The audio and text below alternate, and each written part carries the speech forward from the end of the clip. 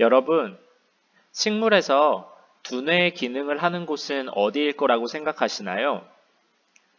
얼마 전 서울대 연구팀은 식물의 뿌리가 사람으로 치자면 두뇌의 기능을 담당하는 것을 밝혀냈답니다. 식물의 뿌리는 땅에 묻혀 있지만 바깥 상황을 모니터링하며 식물 전체의 성장을 지휘한다고 하네요. 이렇게 식물의 두뇌 역할을 하는 뿌리, 오늘은 뿌리의 생김새와 하는 일에 대해 이야기해 보겠습니다. 똘기를 흡수한 것은 다름 아닌 콩나무의 뿌리였습니다. 그곳에는 뿌리를 조종하는 뿌리 조종관 룻이 있었는데요. 뿌리는 땅속에서 튼튼하게 성장하여 식물을 지지해주고 또 물을 흡수해주는 역할을 합니다. 뿌리에서 흡수된 물은 이렇게 물관이라는 관을 통하여 뿌리의 위쪽으로 올라간다고 하네요. 그리고 옆에 있는 체관으로 영양분을 받거나 또 보내주기도 하죠. 그럼 뿌리가 하는 일을 정리해 볼까요? 뿌리는 먼저 식물이 튼튼하게 서 있을 수 있도록 지지해주는 역할을 합니다. 그리고 물을 흡수하는 일을 해요. 식물의 뿌리는 곧은 뿌리에 가는 뿌리가 난 생김새도 있고 여러 가닥으로 난 수염 같은 뿌리도 있는데요. 뿌리를 가까이에서 보면 이렇게 가는 뿌리털이 나 있어서 물을 잘 흡수할 수 있답니다. 세 번째로는 처음에 이야기한 대로 바깥의 상황을 인지하고 성장을 명령하는 두뇌 역할을 한다는 최근 결과가 있었다고 하고요. 마지막으로 어떤 식물들은 뿌리에 영양분을 저장하기도 합니다. 뿌리에 영양분이 있는 식물, 어떤 게 있을까요?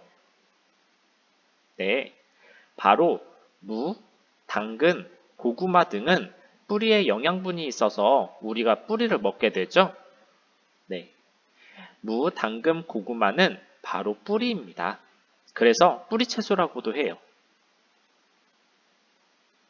그렇다면 과학책 77쪽에 있는 실험을 볼까요? 새 뿌리가 자란 양파 한 개는 뿌리를 자르고 다른 한 개는 그대로 둡니다. 크기가 같은 비커 두 개에 같은 양의 물을 담아 양파의 밑부분에 물이 닿도록 각각 올려놓은 뒤 빛이 잘 드는 곳에 2, 3일 동안 놓아둡니다. 두 비커에 든 물의 양이 어떻게 변할지 예상합니다. 예상한 것과 실제 결과를 비교해 봅시다. 과연 어떻게 될 것 같은가요?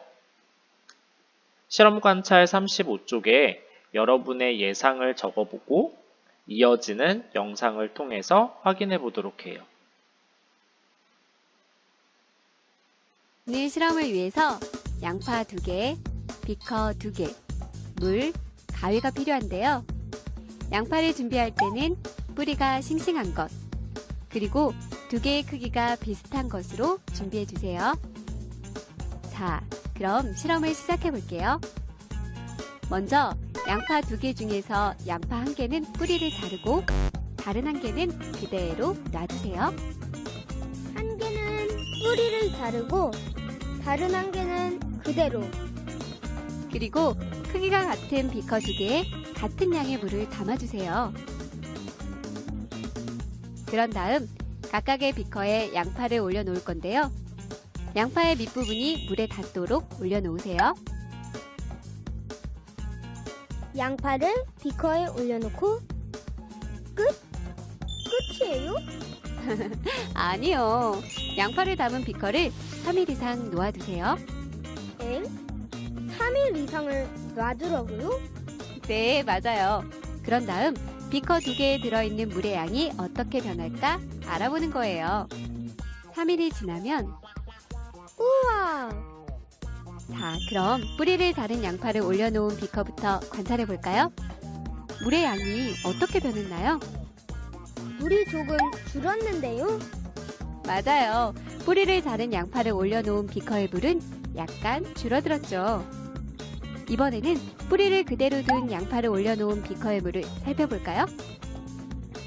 물이 많이 줄었어요. 그렇죠? 뿌리를 그대로 둔 양파를 올려놓은 비커의 물은 많이 줄어들었답니다. 그럼 이렇게 물의 양이 변한 이유는 무엇일까요? 그 이유는 양파의 뿌리가 물을 흡수했기 때문이에요. 뿌리 끝부분에는 작고 가는 뿌리털이 있는데요. 이 뿌리털을 통해서 물을 흡수했기 때문에 뿌리가 있는 양파를 올려놓은 비커의 물이 많이 줄어든 것이랍니다. 반면에 뿌리를 잘라낸 양파는 뿌리가 없어서 물을 흡수하지 못했기 때문에 비커의 물이 줄어들지 않은 것이죠.